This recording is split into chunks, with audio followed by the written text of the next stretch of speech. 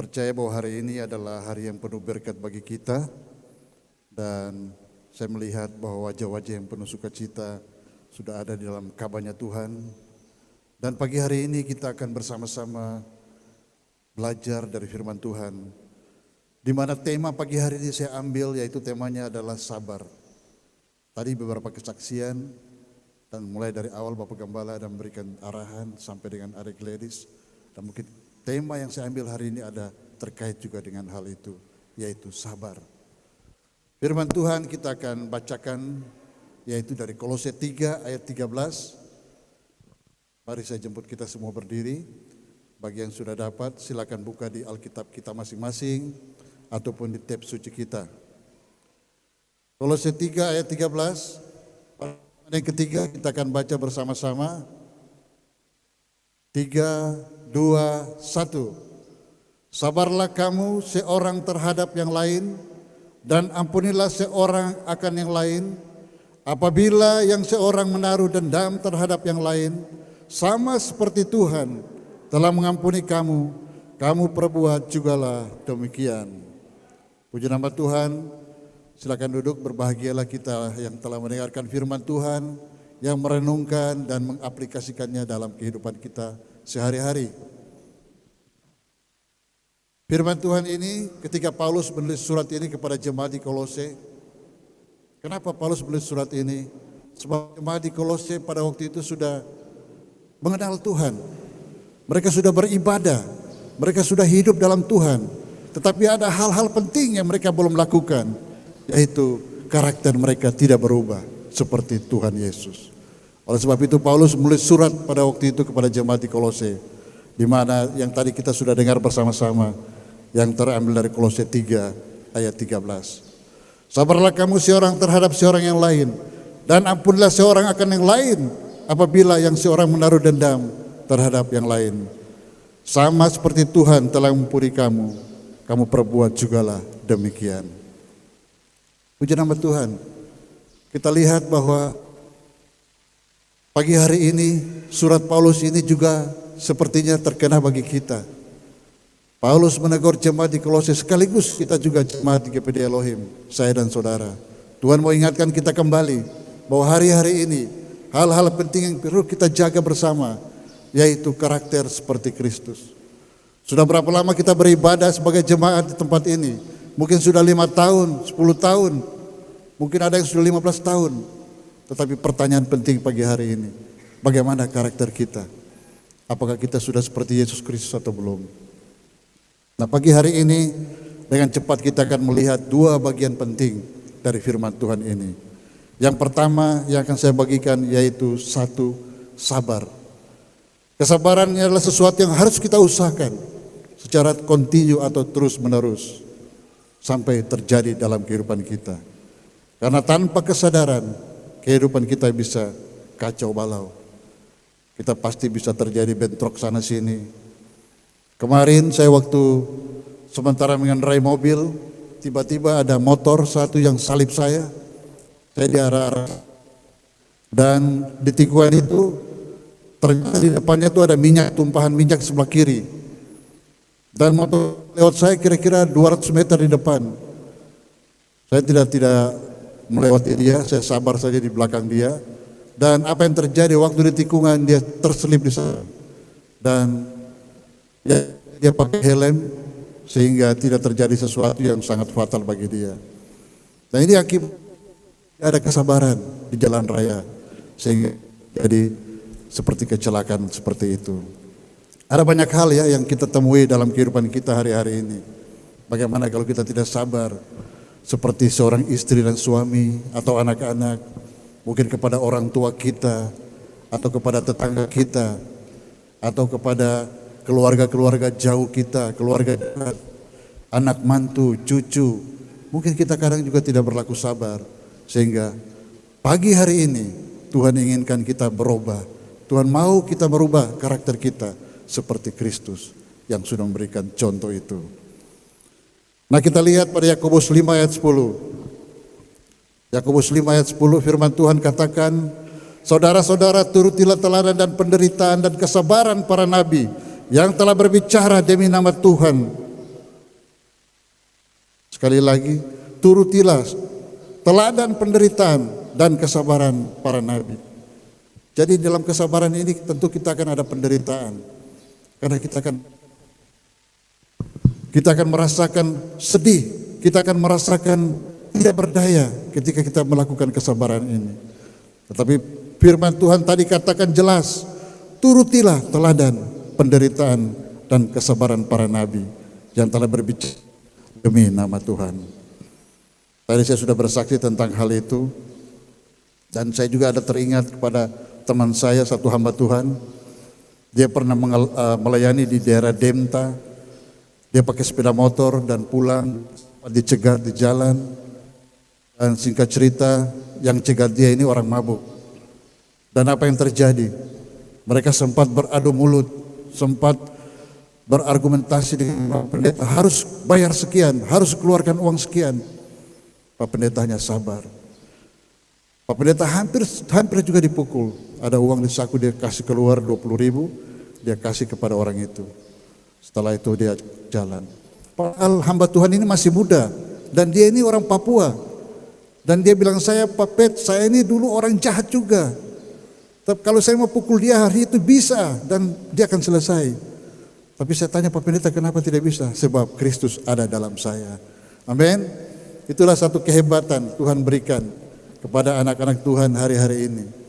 Bagaimana kita kalau mempraktekkan kesabaran ini, dampaknya itu akan terjadi berlipat kali ganda dalam kehidupan kita. Nah, kalau kita bisa lihat juga akibat-akibat kita tidak sabar. Saat ini, kenapa bisa terjadi perang Rusia dan Ukraina? Terjadi krisis ekonomi yang sudah fatal. Bahkan saya dengar kemarin di berita bisa saja juga ada perang dunia ketiga akan segera terjadi. Bahkan kita punya HP dan jaringan-jaringan bisa saja akan hilang di tahun-tahun depan. Dan ini terjadi karena satu hal saja, yaitu tidak ada kesabaran satu sama yang lainnya. Nah, Amsal 27 ayat 17 katakan, besi menajamkan besi, orang menajamkan sesama. Firman Tuhan ini harus selalu hadir dalam kehidupan kita. Besi menajamkan besi, orang menajamkan sesama. Tadi saya katakan bahwa suami istri kadang juga bisa bentrok, kadang juga bisa tidak sepaham. Saya mendengar cerita dari satu hamba Tuhan yang sudah senior, ketika dia membaptis jemaatnya, dan dia sampaikan, kira-kira kalian ini sudah komitmen untuk hidup bahagia? Dan mereka jawab, siap Pak Pendeta, siap Bapak Gembala, kami akan sehidup semati dan bahagia. Kami tidak akan membuat kesalahan-kesalahan apapun. Tapi hamba Tuhan ini katakan, saya mau bilang kepada kalian, bahwa kalian ini adalah dua orang yang tidak cocok, yang akan dijadikan cocok. Oleh sebab itu setiap persoalan yang ada dalam rumah tangga, kalau istri lagi marah, kau harus bilang, kau cocok dengan saya, kau cocok dengan saya. Katakan itu. Juga istri-istri, kalau suami lagi ngomel lagi ini, kau harus katakan, kau cocok dengan saya, kau cocok dengan saya. Kenapa? Karena kita suami istri memang tidak cocok. Kita adalah pribadi yang berbeda. Coba Bapak Ibu bisa bayangkan rumah tangga kita sampai hari ini. Saya terlalu yakin bahwa satu hari pasti ada sedikit, mama kok bagaimana itu tadi begini, saya kan sudah mau minum kopi tapi tidak ada. Mungkin hal-hal begitu, atau istri barangkali juga sedikit cerewet kepada kita. Tetapi saya mau bilang, itulah kita pribadi-pribadi yang tidak cocok, kita belajar untuk menjadi cocok. Oleh sebab itu jangan kita mundur. Pernikahan yang sudah jalan, pernikahan yang sudah disakralkan di gereja, kita lakukan itu. Kita maju terus, kita harus ada kesabaran. Sehingga apa yang terjadi, bahwa kita akan berharga di mata Tuhan. Puji nama Tuhan, kita akan lanjut terus pada Amsal 16 ayat 32. Amsal 16 ayat 32. Orang yang sabar melebihi seorang pahlawan. Orang yang menguasai dirinya melebihi orang yang merebut kota. Ini luar biasa ketika saya baca firman Tuhan ini. Firman-Nya katakan bahwa Orang yang sabar melebihi seorang pahlawan. Bisa kita bayangkan, pahlawan itu dia berarti orang yang gagah perkasa. Pahlawan itu dia artinya seorang pemenang. Pahlawan itu artinya dia orang yang sudah siap tempur. Tetapi dikatakan di sini, orang yang sabar melebihi seorang pahlawan. Artinya ketika saudara dan saya bisa melakukan bagian kesabaran ini, kita ada di peringkat di atas orang-orang yang disebut dengan pahlawan.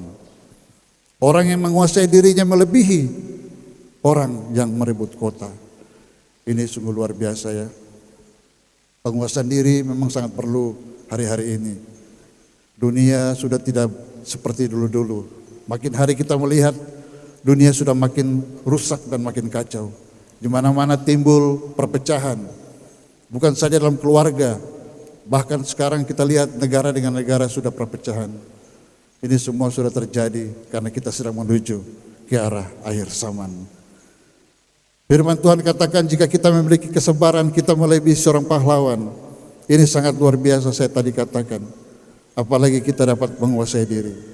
Jemaat yang diberkati Tuhan, firman Tuhan adalah senjata bagi kita untuk melawan tipu muslihat iblis dengan segala keindahan dunia saat ini. Kenapa saya mau bilang firman Tuhan adalah senjata? Karena hanya lewat firman Tuhan, hanya lewat kebenaran firman Tuhan, maka hidup kita akan dapat ditolong. Oleh sebab itu hari-hari ini Bapak Ibu yang diberkati Tuhan, jangan kita baca-baca firman Tuhan seperti kita baca cepos, atau kita baca hanya sekedar lewat. Saya sekarang mengganti cara baca Alkitab. Saya tidak seperti dulu hanya laju terus baca cepat buru waktu.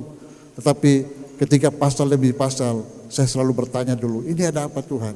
Ini maunya apa? Kepada saya apa? Tuhan bicara apa ini Tuhan? Kita gali di bagian-bagian itu sampai kita dapat sesuatu. Setelah itu kita maju dan maju. Oleh sebab itu jangan kita mundur setiap hari. Saya salut untuk ibu-ibu yang ada di grup prayer ya kalau tidak salah.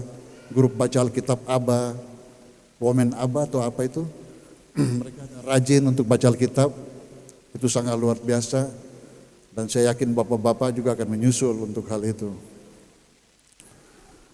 Jemaat yang diberkati Tuhan, tadi saya sampaikan bahwa firman itu adalah kekuatan kita, bagaikan senjata bagi kita. Kalau kita baca, kita simpan, kita aplikasikan firman itu dalam kehidupan kita.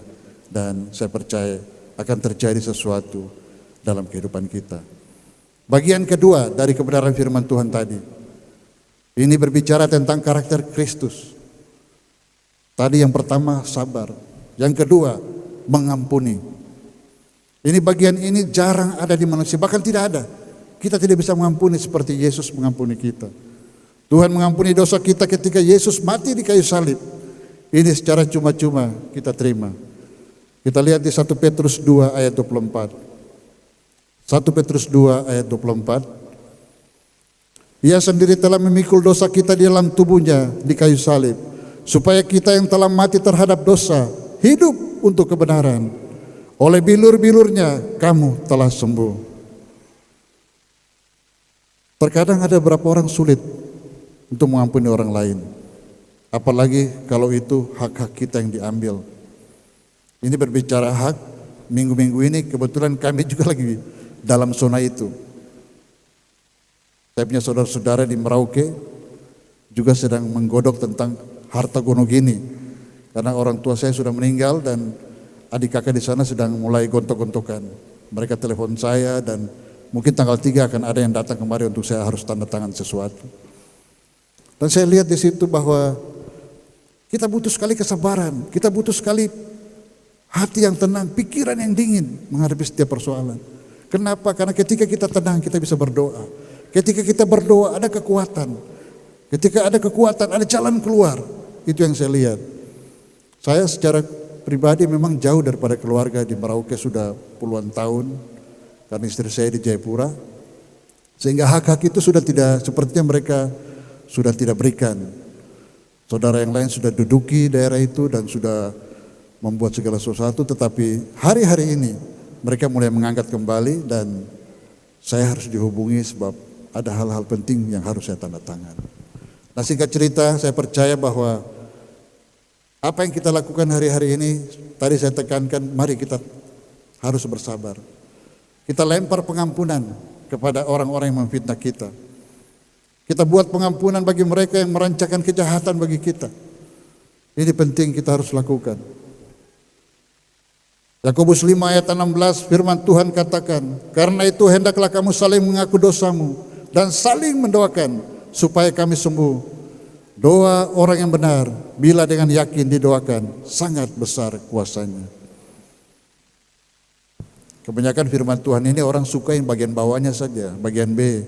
Doa orang yang benar bila dengan yakin doakan sangat besar kuasanya. Tetapi bagian atasnya, karena itu hendaklah kamu saling mengaku dosamu dan saling mendoakan. Ini jarang terjadi. Saya mau katakan jarang. Bahkan mungkin tidak terjadi hari-hari ini. Mari kita periksa pribadi-pribadi kita masing-masing. Kita jangan anggap remeh atau anggap ringan. Karena firman Tuhan itu adalah Tuhan sendiri. Firman Tuhan itu adalah kekuatan bagi kita. Tadi saya katakan firman Tuhan itu bagaikan pelita bagi kami dan terang bagi jalan kami. Sebab tanpa firman Tuhan saya yakin hidup kita pasti akan hilang. Hidup kita pasti akan tersesat dalam dunia ini. Sebagai bapak-bapak atau imam dalam rumah tangga, mari kita miliki kesabaran yang lebih terhadap istri kita. Ibu-ibu harus menopang suami. Karena suami adalah kepala dalam keluarga. Ini semua tupoksi ini atau bagian-bagian ini kita perhatikan dalam rumah tangga kita. Supaya rumah tangga kita itu ada harmonis. Rumah tangga kita itu ada api Kristus. Rumah tangga kita itu bagaikan sorga kecil yang Tuhan taruh dalam keluarga kita. Jadi jangan pikir sorga yang hebat-hebat, tapi dalam rumah tangga kita, suami istri, anak-anak, itu bagian-bagian yang harus kita lakukan. Mari keluarga-keluarga yang berkati Tuhan, kita harus patahkan Goliat-Goliat kita hari-hari ini. Kita belajar daripada Daud. Daud ketika dia mengalahkan Goliat, kalau kita baca firman Tuhan di 1 Samuel 17 ayat 40. Lalu Daud mengambil tongkatnya di tangannya, dipilihnya dari dasar sungai 5 batu yang licin, dan ditaruhnya dalam kantung gembala yang dibawanya, yakni tempat batu-batu, sedang umbannya dipegangnya di tangannya. Demikianlah mendekati orang Filistin itu. Orang Filistin, Goliat di sana ada, musuh yang besar, dan Daud ada hanya 5 batu licin di tangan itu. 5 batu ini berbicara tentang yang pertama iman, yang kedua doa dan puasa, yang ketiga firman Tuhan, dan yang terakhir Roh Kudus. Ini harus ada pada kita. 5 batu licin ini menjadi pegangan Daud. Dia bisa pukul Goliat itu. Dia lempar batu itu dan Goliat jatuh. Dan apa yang terjadi? Goliat kalah dan mati. Nah, mari hari-hari ini kita pegang 5 batu licin itu seperti Daud. Kita lempar itu Goliat-Goliat kita. Apa itu? Amarah, sombong, iri hati. Dan masih banyak lagi mungkin kita dendam kepada orang lain. Kita lempar batu itu, kita hancurkan. Maka kita pasti akan menang. Amin. Saya percaya kemenangan itu pasti menjadi bagian kita. Ketika kita sungguh-sungguh lakukan itu. Ini pribadi Daud, ini pribadi yang luar biasa. Daud itu satu pribadi yang selalu tanya Tuhan. Kalau ada sesuatu apa dia tanya Tuhan dulu. Baru dia lakukan.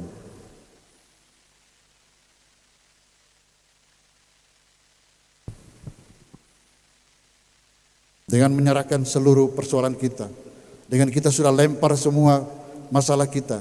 Saya percaya pasti Tuhan akan memulihkan kehidupan kita. Nah, hari-hari ini kita harus waspada. Dan kita harus hidup teratur seperti maunya Tuhan. Tadi yang pertama tadi bahwa kita harus bisa mengampuni orang lain dalam kehidupan kita, siapapun dia. Mungkin teman-teman gereja, teman pelayanan.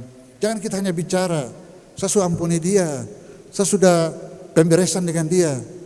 Tetapi kita masih bicarakan dia di bagian lain lagi. Hari ini stop. Tuhan ingatkan saya dan saudara, mari kita stop itu. Tidak usah kita pikirkan, ya ada persoalan besar kita kecilkan. Persoalan kecil, mari kita sama-sama buang itu dan kita hidup bersama-sama dalam Tuhan. Amin. Jangan kita selalu ada dalam tekanan iblis. Itu hanya bisa merugikan kita. Nah, pelayanan-pelayanan kita di gereja juga hari-hari ini mari kita perbaiki.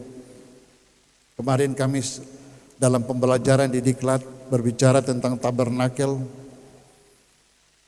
Saya sangat diberkati sekali ya. Sebenarnya tabernakel ini saya juga sudah saya pernah ikuti di Abe Pura waktu saya belum ada di Sentani. Sudah lama tapi kemarin saya disegarkan kembali dalam Diklat. Nah, pelajaran tabernakel ini sebenarnya satu pola keselamatan yang Tuhan siapkan bagi kita jemaat-jemaat Tuhan saat ini. Pada waktu dulu umat-umat Tuhan harus masuk di dalam tabernakel ini. Mereka disucikan dan akhirnya ada di ruang suci. Nah, hari-hari ini gereja-gereja kita melayani dengan sungguh-sungguh di hadapan Tuhan. Kita harus masuk di pola tabernakel ini. Yaitu hidup kita juga harus dipulihkan. Kita ingat bahwa kita ini adalah imam-imam. Dalam pelayanan tabernakel itu ada imam-imam yang melayani. Baik imam kecil maupun imam besar. Mereka memakai baju yang disebut baju efod. Di dalam baju efod itu ada 12 lambang, 12 suku di sana. Artinya apa? Di dada mereka sudah taruh segala jeripaya, segala kesakitan, segala pergumulan mereka bawa terus di hadapan Tuhan ketika mereka pakai baju efod itu. Dan jubah itu di kaki mereka ada semacam gemercing atau apa ya, kalau orang jalan tuh ada bunyi-bunyi begitu. Di kaki mereka cering, cering, cering. Itu satu tanda ketika imam-imam itu masuk melayani. Masih ada bunyi itu, berarti mereka masih hidup. Berapa banyak mereka mati di sana, tidak ada bunyi lagi dan langsung ditarik kembali, dikeluarkan dari kemah itu. Nah, hari-hari ini kita harus lihat pelayanan kita. Jangan sampai pelayanan kita sudah mati suri, kita sudah stagnasi, kita sudah seperti hanya berjalan di tempat. Kita memang datang dengan segala macam cara, tetapi satu poin yang Tuhan mau kasih ingat, kita harus jaga kekudusan. Ini penting, Bapak Ibu yang diberkati Tuhan. Para pelayan-pelayan altar, engkau dipakai Tuhan sebagai imam-imam yang menghadirkan Tuhan di tempat ini. Saya percaya ini bagian juga dari rencana Tuhan bagi kita untuk mempersiapkan kehidupan kita dengan baik. Di tabernakel itu ada halaman atau pelataran, ada ruang suci dan ruang maha suci. Ini yang bisa masuk sampai di ruang maha suci itu sekali setahun korban dibawa ke sana. Dan di situ ada peti perjamuan itu yang akan ditumpahkan darah-darah di sana. Dan api akan datang untuk menyambarnya. Oleh sebab itu mari kita bawa persembahan kita yang murni. Datang pelayanan kita harus konsisten dengan waktu. Ini bagian-bagian penting, tidak boleh kita lalai. Misalnya mungkin ada latihan yang sungguh-sungguh. Hari Jumat latihan, gunakan itu. Umat-umat Tuhan pada zaman-zaman dahulu kala itu mereka berlatih dengan giat ketika mau melakukan ibadah itu. Dan apa?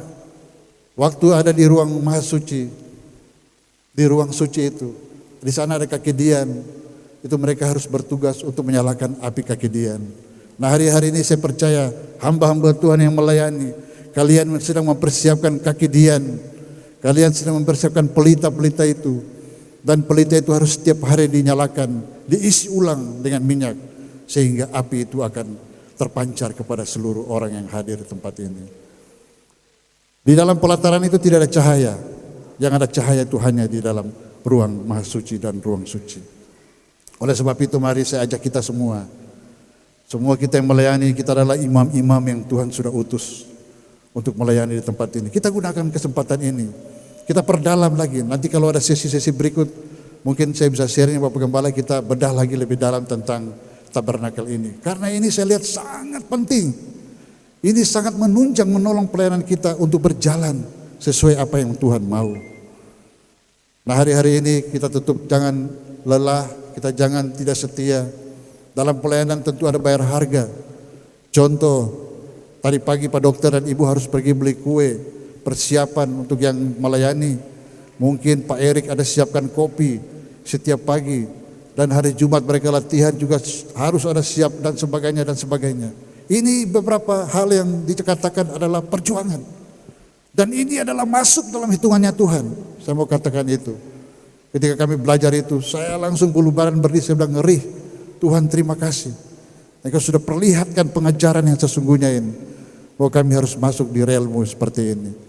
Bapak Ibu yang ada di sini tempat ini, kita semua adalah imam-imam. Kita menunggu pelayanan kita, mungkin kita tidak tahu bulan depan Bapak Ibu ada yang diutus melayani daerah mana, Tuhan mau pakai dan pakai, itu bisa saja terjadi. Tetapi satu hal yang penting, bahwa mari kita tetap setia, kita konsisten, eksis dalam Tuhan. Jangan kita mundur, sebab waktu Tuhan adalah waktu yang terbaik. Amin.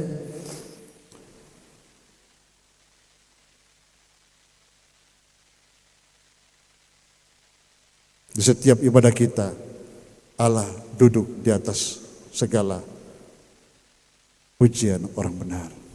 Firman Tuhan katakan demikian.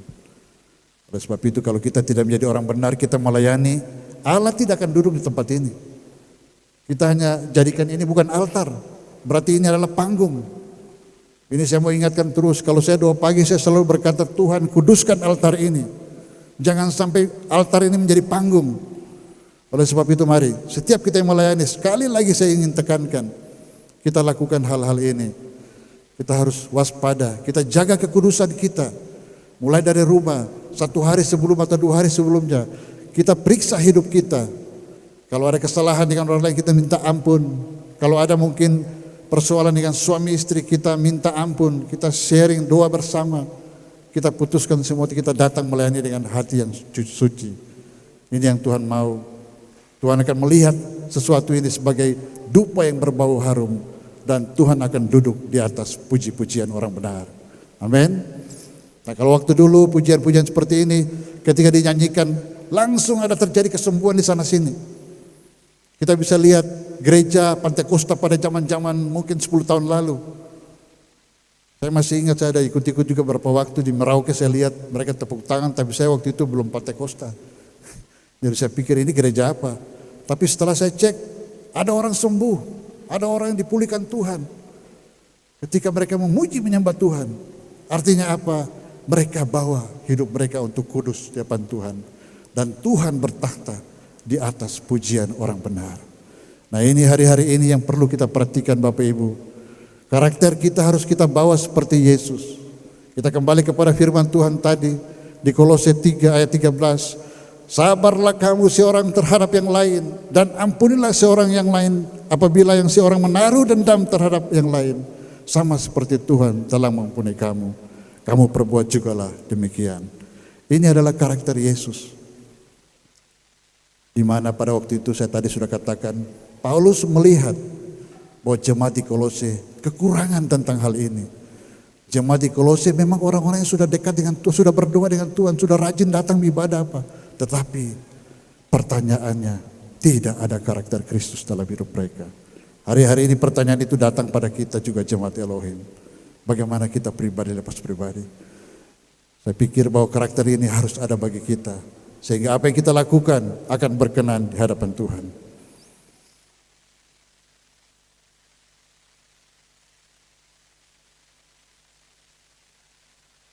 Untuk para pelayan Tuhan yang memikul tabut perjanjian, ya, saya waktu baca lagi tentang tabernakel ini, bagaimana mereka memikul tabut itu, ternyata mereka tidak berjalan seperti lurus begini.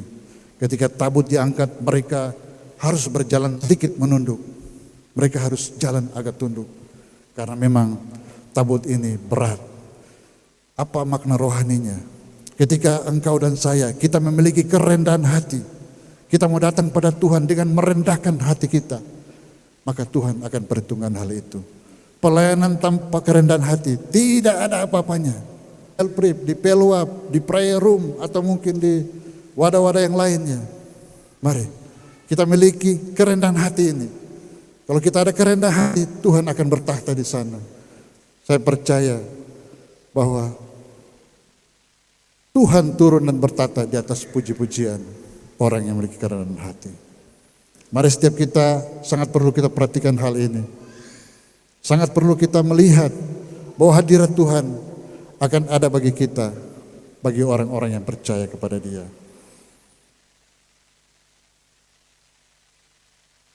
Dalam Kolose 3 ayat 13 ini, kalau kita scroll ke atas, perikopnya yaitu manusia baru. Di sana di ayat 5 katakan, karena itu matikanlah dalam dirimu segala sesuatu yang duniawi. Apa itu? Percabulan, kenajisan, hawa nafsu, nafsu jahat, dan juga keserakahan yang sama dengan penyembahan berhala. Jadi penyembahan berhala, Bapak Ibu jangan pikir hanya ada patung terus kita sembah-sembah atau gambar, bukan. Alkitab katakan bahwa percabulan, kenajisan, hawa nafsu, nafsu jahat, dan juga keserakahan yang sama dengan penyembahan berhala. Jadi itu juga penyembahan berhala. Kita ada hawa nafsu dalam hidup kita, misalnya kita sangat rakus sekali untuk makan. Tiap hari pikirannya mau makan ini, kita sudah penyembahan berhala kepada RW atau B2 misalnya ya. Ini salah satu contoh. Di ayat 6 katakan semuanya itu mendatangkan murka Allah atas orang-orang durhaka. Dahulu kamu juga melakukan hal-hal yang ketika kamu hidup di dalamnya. Tetapi sekarang buanglah semuanya ini, yaitu marah, geram, kejahatan, fitnah, dan kata-kata kotor yang keluar dari mulutmu. Alkitab katakan bahwa kita harus buang hal-hal itu. Apa yang kita buang? Marah, geram, kejahatan, fitnah, dan kata-kata kotor yang keluar dari mulut kita. Kemarin saya dengar ada khotbah dari Ibu Desi Basir yang istri saya putar tentang perkataan juga. Itu kita harus waspada sebab apa yang kita katakan itu bisa terjadi dalam hidup kita. Apa yang kita ucapkan itu bisa menjadi kenyataan ketika kita lakukan itu. Oleh sebab itu mari kita jaga setiap perkataan kita, ucapan kita untuk hormat dan memuliakan nama Tuhan. Di ayat 9 katakan, jangan lagi kamu saling mendustai karena kamu telah meninggalkan manusia lama serta kelakuannya dan telah mengenakan manusia baru yang terus-menerus diperbaharui untuk memperoleh pengetahuan yang benar menurut gambar kaliknya. Pengetahuan benar itu apa? Yaitu tadi yang saya sampaikan bahwa pelajaran tabernakel ini adalah satu skema atau pola keselamatan yang Tuhan buat untuk kita. Kita bisa lihat dasar firman-Nya. Jangan sampai nanti Bapak Ibu pikir mungkin saya sampaikan tidak ada dasarnya. Tabernakel, dasarnya di Keluaran 25 ayat 40. Bisa lihat di sana Keluaran 25 ayat 40. Dan ingatlah bahwa engkau membuat semuanya itu menurut contoh yang telah ditunjukkan kepadamu di atas gunung itu. Artinya ini satu contoh atau satu patron atau satu model atau satu motif yang kita harus ikut. Pelayanan kita harus sejalan dengan posisi tabernakel ini. Tidak bisa kita tawar lagi. Seorang hamba Tuhan, pemateri kami sampaikan hal itu. Dia bilang, Pak Pet, kami di gereja sampai hari ini tidak ada pemusik. Sudah 1 tahun, alat musik tinggal nganggur. Kita jadi bingung, kenapa Bapak? Saya punya jemaat tidak ada yang bisa melayani karena mereka belum masuk dalam syarat-syarat itu. Apa itu? Mereka harus kudus. Kenapa Bapak? Dorang masih makan pinang, masih isap rokok, masih mabuk-mabuk, masih berbuat percabulan. Oleh sebab itu gembala ini tidak izinkan seorang pun untuk melayani. Dan sampai hari gereja dia yang pimpin sendiri. Dia main gitar sendiri, dia WL sendiri, dan dia melayani sendiri. Karena apa? Bagi dia bahwa melayani itu adalah satu kehormatan untuk kemuliaan nama Tuhan. Dia bukan melayani untuk nama dia ditinggikan atau melayani untuk nama dia diagungkan, tapi semata-mata untuk nama Tuhan diagungkan. Oleh sebab itu mari kita jangan berlama-lama, kita jangan menunggu lagi waktu-waktu yang lain, tetapi hari-hari ini kita harus terus bergerak. Kita ikuti jalurnya Tuhan. Saya kemarin juga belum terlalu bukan paham, sudah pernah mendengar tentang pelajaran ini, tetapi ketika kami didiklat, kami dibentuk lagi, kami diberi materi dan belajar, dan saya baru tahu bahwa hidup kita harus ikut programnya, pola keselamatan Tuhan. Apa itu? Yaitu tabernakel. Bapak Gembala mungkin sudah pernah sampaikan sekitar 10 tahun lalu ya, kalau tidak salah. Kita masih gereja ketiga kalau tidak salah, itu ada gambar yang dipasang di sini. Tapi ya kita berdoa saja mudah-mudahan ada waktu yang tepat, karena itu pelajaran harus disampaikan agak lama dan mungkin akan terjadi di ibadah-ibadah Rabu atau doa puasa.